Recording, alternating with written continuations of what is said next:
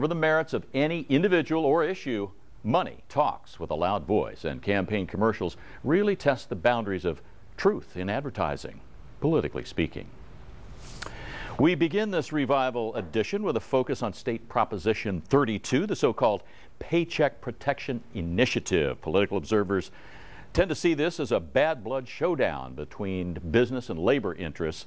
The swords really cross over a provision that bars unions from using payroll-deducted money from its members for political purposes. Now, there are similar prohibitions involving corporations and government contractors, but it seems the main bullseye target here is organized labor. So, joining us now to debate the pros and cons of the measure are Gary Felien, screen right, and Oceanside City Councilman and Treasurer of the Republican Party of San Diego. And in opposition, Lorena Gonzalez, Secretary Treasurer and CEO of the San Diego Imperial County's Labor Council, an organization comprising 135 unions with members from nearly 200,000 households. And thanks for being with us today. And we will start with the yes on 32 side. Gary, why is this measure desirable, necessary? Well, as you know, unfortunately in California, we've been on a downward spiral for a very long time because we have an alliance of big government, big business, and big labor that runs Sacramento to the expense and the detriment of the average voter. Prop 32 brings some needed balance into this situation, and it's a critically needed reform, and it accomplishes three things. It basically bans direct contributions by corporations and labor unions to candidates, which matches federal law that's been in place for 100 years. It bans contractors from contributing to the candidates who control the contracts they approve, and it also says that every single contribution needs to be a voluntary affirmative decision on the part of the contributor by banning payroll deductions for political purposes. Okay, I assume you want to give some kind of reality check here? Well, you know, this isn't quite what it sounds like, and as proof of that, people who really do want and work for campaign finance reform, people like Common Cause and the League of Women Voters, are absolutely opposed to this, because what it does is it creates a special exemption for the very people who wrote this initiative. So while they say, and they're right, that workers, nurses, teachers, firefighters, police officers will not be able to contribute to political campaigns, the same is not true for insurance companies, big banks, corporate CEOs. And what we'll see if this passes is just an explosion of those super PACs, the highly secretive, unaccountable super PACs that we're seeing already. This is like you know, Citizens United on steroids. It's going to ensure that right now what we have is out of balance spending.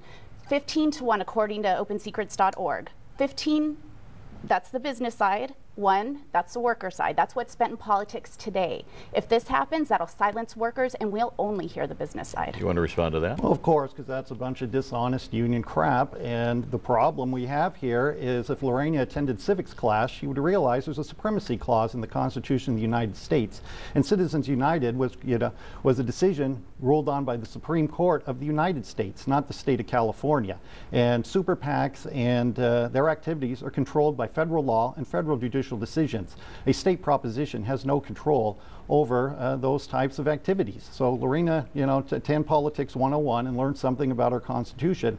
Also, in regards to personal liberty, there's absolutely nothing that prohibits any worker from contributing to a candidate or cause of their choice. It just has to be a voluntary affirmative decision on the part of the contributor, not taken without the permission of the employee. What happens when that is voluntary? Do the donations drop off? Well, it already is voluntary. Obviously, as Gary must know, you know, the United States actually, Supreme Court ruled on this in a Beck decision in 1988. You can't take union money and spend it on politics, union dues money and spend it on politics without the okay of the union member. So we already have safeguards in place. What this really is about is silencing workers. We will no longer be able to spend any money as unions on any political, directly or indirectly, on political campaigns in the state of California and in local races. Now, you know, Gary has contributed largely as a financier. I think he's given, you know, $10,008 to the San Diego Republican Party, another $8,000 to the Lincoln Club. He'll continue to be able to do that. But the school teacher who wants to give just $10 a week to their union so that they can advocate for a class size reduction, she no longer will be able to do that. And that's a big difference. Well, once again, that's just lying crap. There is nothing in the provision that prohibits any any citizen from making a voluntary contribution. Also, if Lorena kept up with the legal cases, she would have reviewed Knox versus SEIU, which was just ruled on by the Supreme Court this June, and found the opt-out procedures and the protections supposedly given to workers were totally abusive, and they actually invited further legal challenges to clear up these abuses of the First Amendment.